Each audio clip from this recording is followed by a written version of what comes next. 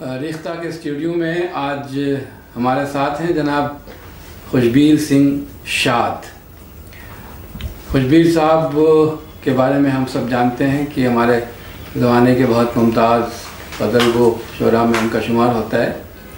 वो आज हमारे साथ हैं तो हम उनसे कुछ बातें करेंगे उनकी शायरी के बारे में और वो किन तजुर्बात से गुज़रे, अब तक ज़िंदगी में क्या क्या उन्होंने देखा, क्या क्या समझा।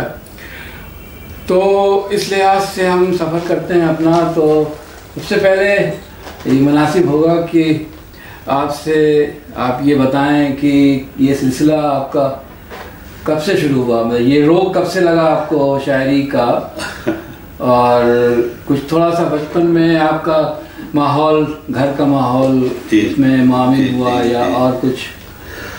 ये रोग तो बहुत पुराना है लेकिन डायग्नोज बहुत बाद में हुआ।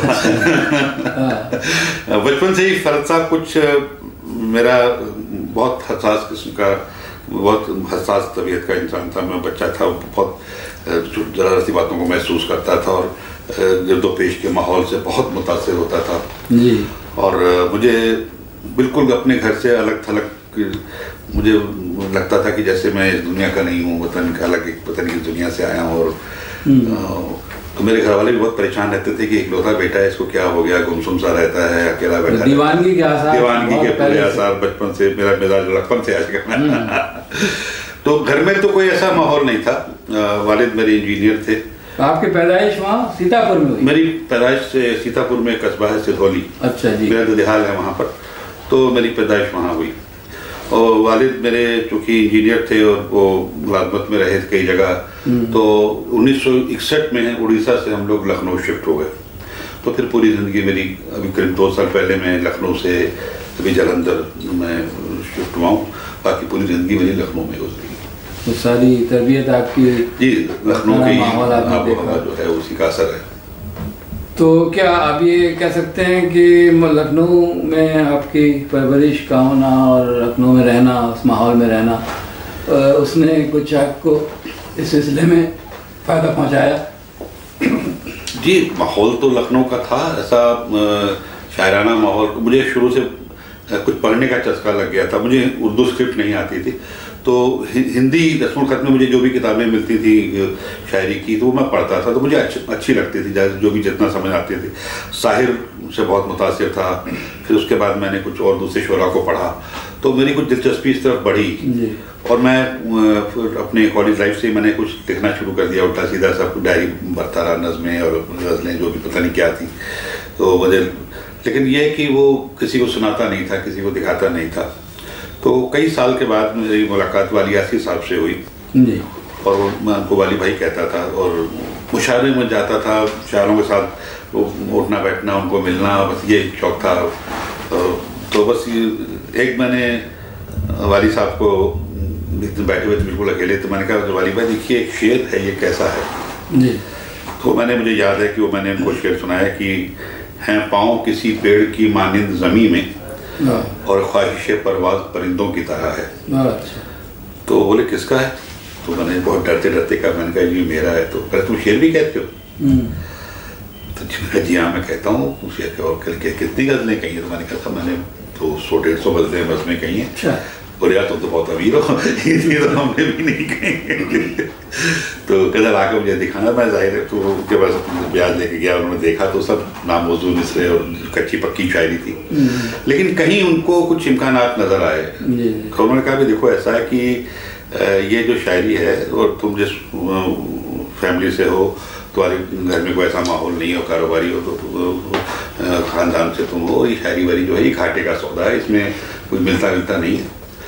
लेकिन अगर इसको संजीदगी के साथ अगर तुम शेर कहो, तो अगर तुम शायरी को सीरियसली नहीं लोगे तो ये तुमको भी सीरियसली नहीं लेगी। जैसे एक तो एक तफरीह के तौर पर तो ये, तो मैंने कहा नहीं मुझे तो बहुत शौक है, मुझे कहने हैं शेर। कहते हैं मुझे कुछ तुम्हारे अंदर एक ज़रा सी चमक दिखाई दे रही है और मेहनत करनी पड़ेगी और इसमें तुम्हें कुछ हासिल होगा, इसकी कोई गारंटी नहीं है कि कुछ मिल जाएगा। कि तो 100 मीटर की दौड़ नहीं है कि आप दौड़े और गले में तमगा पहन लिया। ये तो जिंदगी भर की मैराथन है और उसके बाद भी कहीं आप पहुंचेंगे कि नहीं पहुंचेंगे इसकी कोई गारंटी नहीं। फिलहाल उन्होंने मुझे गाइड करना शुरू किया, देखना शुरू किया, बताना शुरू किया। वो गज़लें कहता था, उनके ले आता था, तो शुरू में तो नामौजू मिसरे होते थे तो ठीक करते थे, बताते थे। फिर मैं मुशायरों में चूँकि मैं जाता नहीं था तो मैंने रसायल में अपना कलाम भेजना शुरू किया। कहाँ कई करीब हर रसाले में मैं छपा हूँ। मुझे सबसे ज़्यादा जो खुशी हुई कि मैं शब खून में मुझे फारूकी साहब ने बहुत छापा, और जब भी कुछ नया कहता था तो उनको भेज देते थे, तो वो उसमें कुछ शेर जो उनको पसंद होते थे उनको अलग से करके कुछ हटा भी देते थे। तो मतलब तो साथ में मुझे एक खत भी लिखते थे कि देखो तुम मेहनत नहीं कर रहे हो और मेहनत करो और तुमसे बहुत तवक्कुआत हैं ये। तो जाहिर है वो छापते भी रहे, मुझे डांटते भी रहे, कोई सिलसिला चलता रहा। बाकी ऐसा कोई रसाला शायद मेरी नज़र में नहीं है जो मैंने जिसमें छपा नहीं है, तो वही सिलसिला चलता रहा। हाँ, तो मतलब ये आप कुछ बाहर से कुछ अंदर की आग आपकी और बाहर की कुछ। तो अब लखनऊ से आने के बाद आपको कैसा लगता है? वहाँ पर थोड़ा सा उर्दू का माहौल तो कम है, आप जहाँ जलंधर में जी बेशक तो मरकज रहा है पंजाब। जी अब तो वो बात नहीं है, अब जो कुछ पुराने लोग हैं, लेकिन वहाँ यही है कि वो हर महीने कोई ना कोई विशिष्ट होती है और एक कोई तरह मिसा दे दिया जाता है, तो उस पर लोग मुझे उसमें बड़ी उलझन होती है क्योंकि जाहिर है कि वो स्टेज नहीं है। लेकिन अब वो कभी कभार चला जाता हूँ कि लोग ये ना सोचेंगे पता नहीं क्यों नहीं आता, क्या बात है। लेकिन मैं लखनऊ में भी सबसे तो था तो अलग थलग ही रहता था, मैं वहाँ भी ऐसे नशिस्तों में वगैरह में नहीं जाता था, तो मुझे अब बहुत ज़्यादा फ़र्क महसूस नहीं होता है, क्योंकि लखनऊ में भी मुझे लगता है कि अब वो शायरी का वो माहौल अब नहीं है जो पहले था। ख़ासतौर पे वाली आसी और इरफान सिद्दीकी के जाने के बाद लखनऊ में अब शायरी मुझे लगता है ख़त्म हो गई। तो आप तो गैर मुल्कों में बहुत जाते हैं जी, और अपने मुख्तलिफ मुल्कों में, अमेरिका में, और ख़ास तौर पर वहाँ सामीन के बारे में भी आपको अंदाज़ा है कि किस तरह के लोग हैं, तो इससे एक तरह की बैनुल अक़वामियत का अंदाज़ा होता है उर्दू शायरी किस तरह से। लेकिन क्या कोई फ़र्क महसूस होता है आपको कि हिंदुस्तान में जिस तरह के सामीन आपको मैसर आते हैं और यहाँ के बाहर जब आप जाते हैं तो वहाँ पर जिस तरह से सुनने वाले जिन अशार पर रद्द-ए-अमल ज़ाहिर करते हैं, तो उसमें क्या कोई फ़र्क कभी महसूस हुआ आपको? देखिए हमारे यहाँ बस भाई हिंदुस्तान में मुशायरे बहुत होते हैं जी, बिल्कुल, और हर लेवल पे होते हैं, छोटे बड़े, और थिएटर हॉल में भी होते हैं और खुद मैदानों में भी होते हैं, मेले ठेलों में भी होते हैं, तो मुशायरे का वो मयार नहीं है। और यहाँ पर लोग हुटिंग भी करते हैं और शायरों को वो भी करते हैं, लेकिन वहाँ क्योंकि वो अपने मुल्क से दूर हैं, अपनी ज़बान से दूर हैं, अपने कल्चर से दूर है, तो तरसे वो लोग हैं। तो जब कोई शायर यहाँ से जाता है तो वो उसको हाथों हाथ लेते हैं और बड़ी संजीदगी के साथ सुनते हैं। ये एक फ़र्क है, और दूर दूर से सुनने आते हैं।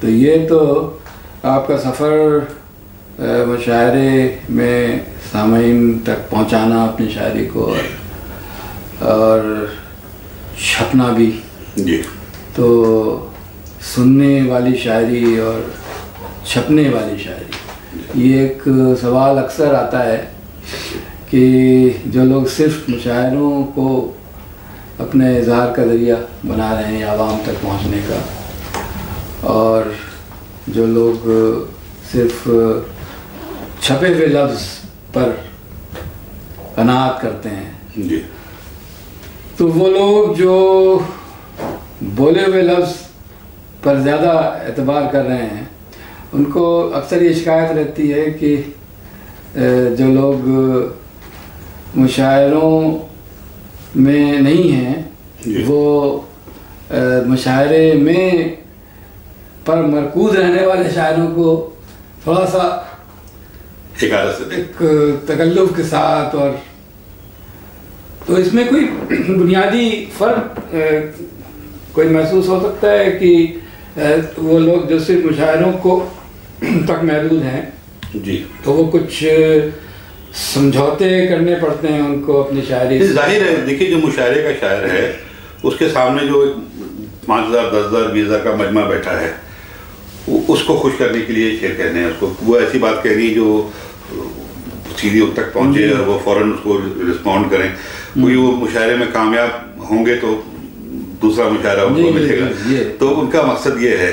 तो वो अच्छे शेर कहते हैं कि नहीं कहते हैं पता नहीं, लेकिन वो जो कुछ कहते हैं वो मुशायरे को नजर में रख के कि जो सामने ऑडियंस बैठी है इस तक मेरी बात चाहे पहुंचे, चाहे वो गा के पहुंचे या लहरा के पहुंचे किसी या एक्टिंग करके पहुंचे, तो इसीलिए ये सब तमाशे हो रहे हैं। अब इसमें एक मसला ये पैदा होता है कि आम जो सुनने वाले हैं, आम शायरी पसंद करने वाले लोग जो हैं, वो जब ये देखते हैं कि मुशायरे में जिन लोगों को बहुत ज़्यादा दाद मिल रही है, तो शायर दरअसल यही हैं, इसलिए कि उसकी रसायल तक नहीं होती, किताबों तक नहीं होती, कि वो पढ़ता नहीं है, शायर शेर को सुनता है सिर्फ जी। तो इससे एक तरह का तहजीबी एक ख़तरा ये पैदा हुआ है कि जो लोग बहुत अपनी जान भुला के और अपनी जान पर अज़ाब सह के शेर कहते हैं और तन्हाई में रहते हैं और उस शेर की जो तन्हाई है और उसका तकद्दुस है उसका एहतराम करते हैं, तो वो लोग मुशायरों से दूर रहने की वजह से जी नामकबूलियत के दुख सहते हैं। तो इसकी वजह से ये है कि एक इमेज जो बनती है शायर की कि वही शायर है जो मुशायरों में आ रहा है, दिखाई पड़ रहा है। तो क्या आप इस बात की ज़रूरत महसूस करते हैं कि कुछ ऐसे मुशायरे कायम किए जाने चाहिए जहां उन शुअरा को भी सामने आने का मौका मिले जो अपने आप को गोशे उज़लत में रखते हैं? और नहीं, ये हो रहा है, ये पैरेलल एक प्रोग्राम चल रहा है, मैं देख रहा हूँ इधर कुछ लोग काम कर रहे हैं जो सब 3 या 4 शायरों को बुलाते हैं। अभी मैं पिछले हफ्ते ग्वालियर गया था, वो वहाँ की एक यूनिवर्सिटी है, वो है, हर साल आप भी वहाँ तशरीफ लेके जा चुके हैं, तो वो कुछ सेलेक्टेड पोइट्स को बुलाते हैं और सेलेक्टेड ऑडियंस को, जो सुनने वाली समझदार ऑडियंस है, तो 250, 300, 400 आदमी होते हैं, तो वो भरपूर सुनते हैं, पूरा उसका मजा लेते हैं। तो ऐसा नहीं है, बल्कि आप भी मुशायरों में जाते हैं और भी दूसरे हम लोग भी कभी कभी जाते हैं, तो इन मुशायरों में भी लोग हम लोगों को सुनते हैं, आपको भी सुनते हैं, तो जाहिर है कि सुनने वाले तो हैं, लेकिन जो उनको परोसा जाएगा तो जाहिर है कि वो तो वही खाएंगे। सही बात है। तो इस उम्मीद के साथ कि ये सिलसिला शेर का और शायरी सुनने का और शायरी छपवाने का, तो ये एक सब मिला जुला एक तहजीबी अमल है और इसमें जो लोग शरीक हैं वो बहुत मुबारकबाद के काबिल हैं। तो आप हमारे यहाँ तशरीफ़ लाए एकता में, आपका बहुत बहुत शुक्रिया। मुझे बहुत अच्छा लगा और ये सफ़र हमारा मुलतवी होता है फ़िलहाल, फिर कभी जारी करते हैं तो दोबारा। शुक्रिया, बहुत बहुत शुक्रिया।